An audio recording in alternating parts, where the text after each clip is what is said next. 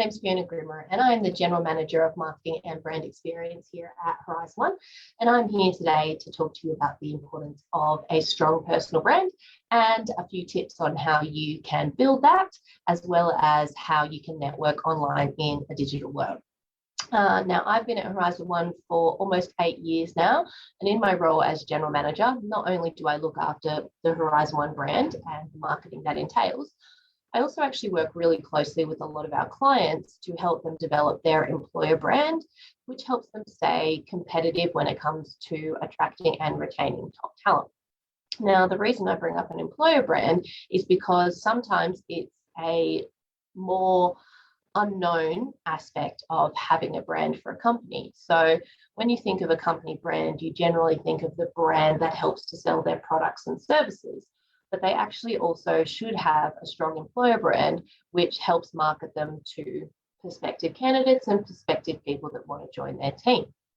And it's a lot like a personal brand in a lot of ways, because a personal brand helps you market yourself to not only prospective employers, but it helps you stand out in your industry, amongst your colleagues, amongst your peers.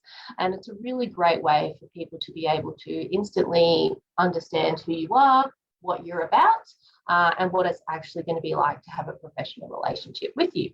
So before I get into it any further, I'm just going to quickly share my screen so we can have a look through some slides.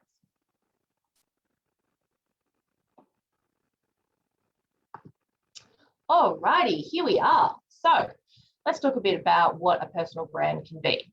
So if we are thinking about a company brand, let's say Bunnings, we know exactly who they are just from looking at their brand. We can see who they are, what they stand for, what you're going to get when you go into one of their stores. There's a level of trust and a level of consistency. So that's what you want your personal brand to be like as well. You really want to show who you are, what you want to be known for, your true passions, your authenticity as a person, as well as a professional. And you want it to be how you want to be perceived in the public. So you do have a lot of choice and control over your personal brand. So the first step is to actually think about how you want to be perceived, and then make sure that it's authentic, and you do the tools to actually support that. Now, the reason why it's actually very important is because you do want to be visible. Not only does it help you be visible when you're looking for jobs, but it helps you be visible in terms of people being able to understand who you are, what you believe in, and it's important for your colleagues, your peers, your competitors, and anybody that you come across in a professional setting, for them to understand who your personal brand is. And it also gives a lot of context beyond what you might see on a CV. So when it comes to applying for jobs, obviously your CV is a reasonably static document. It's got your skills, it's got your experience, it's got your education, but it helps to present a more rounded version of who you are. It helps to give a little bit of context about your life and about your professional experience above and beyond the information that you see on a CV. Alrighty, so let's talk about how we can actually build your personal brand. Now, there are quite a number of different tools. LinkedIn is probably the most obvious and the most well used, and it is probably the most important when it comes to your professional life.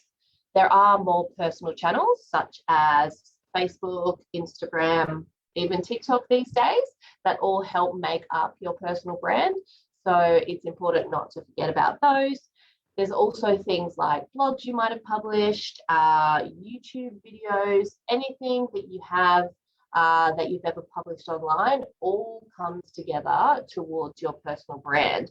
So if there are things online that you would prefer people not to see, maybe it's best to either remove your attachment from them, archive, or delete them completely, because I can tell you now that a lot of employers actually just Google people's names. So if you have some sort of deep, dark Tumblr blog about Twilight, then maybe that's not something you still want to be associated with. So let's focus on LinkedIn first of all. LinkedIn actually offer a lot of tips from the platform itself. So I'm not going to go through everything. It's a good idea to hop on LinkedIn and have a look at their tools and advice.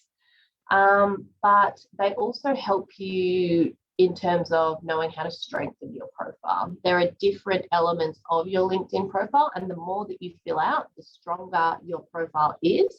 And they'll actually give you a rating based on that. So if you have a really strong profile, you're actually going to show up in more searches. You're going to show up better matched to different job listings, and it means that prospective employers can actually find you a lot easier. A few quick things to think about on your LinkedIn profile.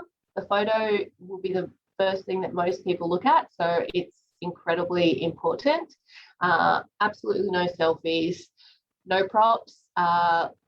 Best not use a photo with a beer in your hand or an umbrella down by the beach.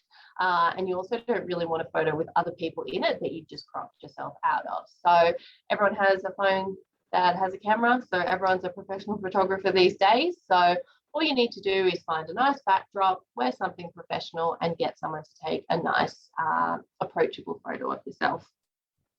There's also a banner image on your profile, so that is also going to be one of the first things that people see.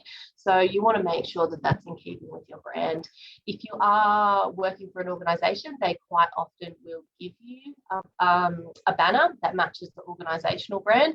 But if not, something just clean that shows something maybe you're passionate about, nothing too extravagant, but you want to keep it to help build the overall feeling of your profile. When it comes to your experience, unlike a CV, which only gets updated every now and again, you really want to make sure that you keep your LinkedIn profile up to date. If you don't have a lot of working experience, you want to make sure that you put on everything that's relevant. So that could be an internship, it could be volunteer work that you've done, it could be unpaid work that you've done. So it's important to put all of that because there are transferable skills above and beyond paid work. So it's really, really important for you to keep that in mind when you're building your profile.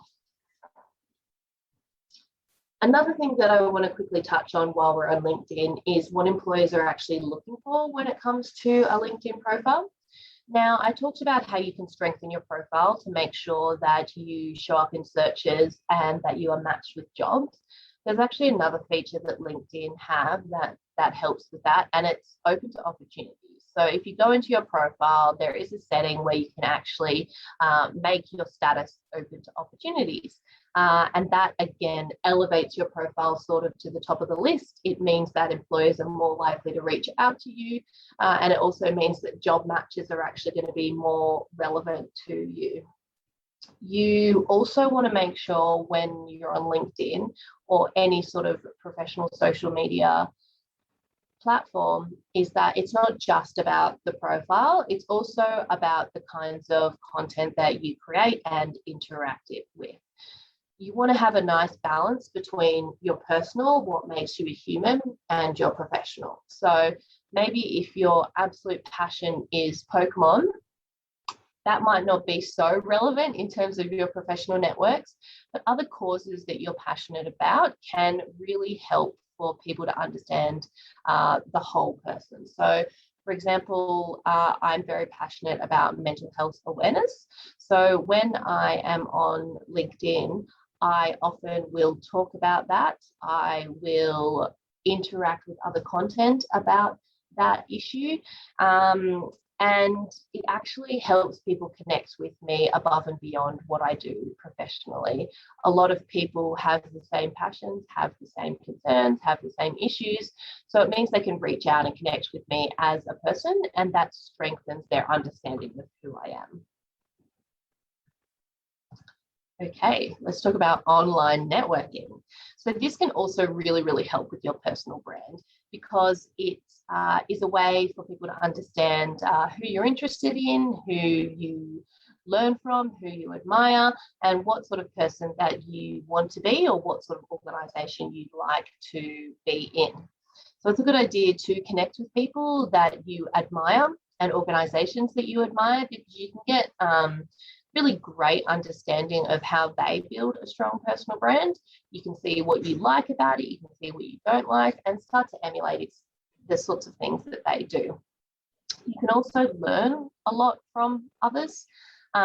So whether that's content, whether it's thought leadership, it's industry news and updates, it really helps you stay connected online in order to be able to find out the sort of information that you might be able to find out traditionally in person. So LinkedIn's a great hub for news and updates. If you're following the right people and the right organizations, you'll be able to create a feed that is highly relevant to you and actually will be very valuable to you.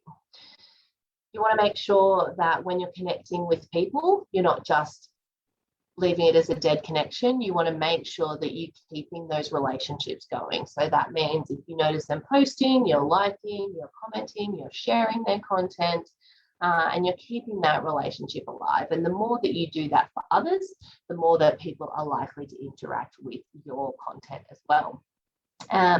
When it comes to who you can connect with, obviously, if you're just starting out, you might not have a lot of professional connections. So it's a really good idea to start building up your network and your connections by people that you come into contact with at events, people that you do training with, networking with, pretty much anyone that you come into contact with in your professional life is a prospective connection for you on LinkedIn. And it's actually really valuable for you to reach out to those people because you don't know when you might come across them again in the future, or they might be thinking of someone just like you for a position, or they want to refer someone. So it's a really good idea to make sure that you are connected with people that you come into contact with in face-to-face situations and then following that relationship through on LinkedIn. All right, well, time is up. So I hope that was a lot of information for you that was valuable. You can find out more information on our websites under our candidate area. There's a lot of information about how you can look into your personal brand, develop certain aspects of it, as well as great career information, CV tips, interview tips, etc. And always feel free to reach out to me. You can connect with me on LinkedIn, or you can send me an email at fiona@horizon1.com.au. Talk to you soon.